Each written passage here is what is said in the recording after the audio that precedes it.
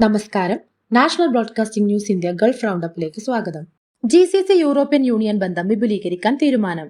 European യൂണിയനും GCC രാജ്യങ്ങളും തമ്മിൽ വ്യാപാരം, സുരക്ഷ, സുസ്ഥിരത എന്നീ മേഖലകളിൽ പുതിയ കരാറുകളുമായി ഔദ്യോഗിക ചർച്ചകൾ ആരംഭിക്കാൻ തീരുമാനിച്ചു. ഗസയിലെ ഉപരോധം. GCC അംഗരാജ്യങ്ങൾ യുദ്ധപാപം ആരോപിച്ചു. ഫലസ്തീൻ ഗസയിൽ തുടരുന്ന ഉപരോധം അന്താരാഷ്ട്ര നിയമങ്ങൾ ലംഘിക്കുന്നതാണെന്ന് GCC general secretary Jasim Al Budaiwi പറഞ്ഞു. അതിനോട് വ്യാപകമായ ഗ്ലോബൽ പ്രതികരണവും ആവശ്യപ്പെട്ടു.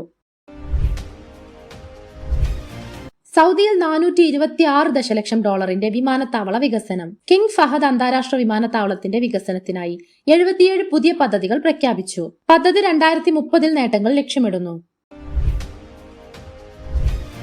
ടൈറ്റൻ കമ്പനി ദുബായിലെ ഡമാസ് ജ്വല്ലറികൾ ഏറ്റെടുക്കുന്നു.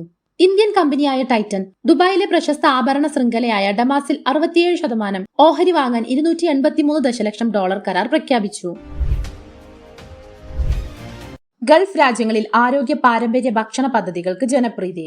ആരോഗ്യപരമായ ഭക്ഷണ ശൈലികൾ, സുസ്ഥിര ഭക്ഷ്യ ഉപഭോഗം എന്നിവ GCC ഉപഭോക്താക്കളിൽ വ്യാപകമായി ഏറ്റെടുക്കുന്നതായി പുതിയ റിപ്പോർട്ട്. കുവൈത്തിൽ GCC അടിയന്തര പ്രതികരണ യോഗം.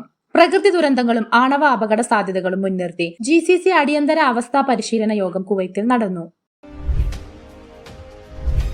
UAEയിൽ സൈബർ കുറ്റകൃത്യ നിരീക്ഷണ പരിശീലനം. സൈബർ സുരക്ഷയെ ശക്തിപ്പെടുത്താൻ GCC ഇന്റീരിയർ മന്ത്രാലയങ്ങൾ സംയുക്ത പരിശീലന പരിപാടികൾ ആരംഭിച്ചു. GCC അംഗരാജ്യങ്ങളിൽ ഫയർ ഫൈറ്റിംഗും രക്ഷാപ്രവർത്തന പരിശീലനവും. ജിദ്ദയിലെ GCC ഫയർ ഫൈറ്റിംഗും രക്ഷാപ്രവർത്തന കോഴ്സിന്റെ ഉദ്ഘാടനം സുരക്ഷാ മേഖലയ്ക്ക് വലിയ പിന്തുണയാകുമെന്ന് ഉദ്യോഗസ്ഥർ. GCC പെൻഷൻ ഫണ്ടുകൾക്ക് അബുദാബിയിൽ യോഗം. സിവിൽ റിട്ടയർമെന്റ് സോഷ്യൽ ഇൻഷുറൻസ് ഏജൻസികളുടെ 23ാമത് വാർഷിക യോഗം അബുദാബിയിൽ നടന്നു. GCC ഓഹരി വിപണിയിൽ മിശ്ര പ്രതികരണം. ജൂലൈ 21 ദുബായ് സൂചിക 0.8% താഴെ. ഖത്തർ സൂചിക 0.7% ഉയർന്നു. ഖത്തർ സൂചിക 0.7% ഉയർന്നു. സൗദി 0.2% ഉയർന്നു. വ്യത്യസ്ത വിപണി ദിനമാകുന്നു. UAE ഇന്ത്യ ഭക്ഷ്യ സംസ്കരണ മേഖലയിൽ കരാർ ചർച്ചകൾ. ഭക്ഷ്യ വ്യവസായം, നിക്ഷേപം, കയറ്റുമതി എന്നിവയിൽ സഹകരിക്കാൻ ഇന്ത്യ കേന്ദ്ര സർക്കാരുമായി UAE വിദേശ വാണിജ്യ മന്ത്രാലയങ്ങൾ ചർച്ച നടത്തി.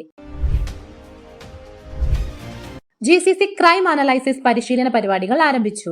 UAE ആഭ്യന്തര മന്ത്രാലയ കീഴിൽ GCC പോലീസുകാർക്കായി ക്രൈം പ്രവചനം, ഡിജിറ്റൽ അന്വേഷണം എന്നിവയിൽ പരിശീലനങ്ങൾ.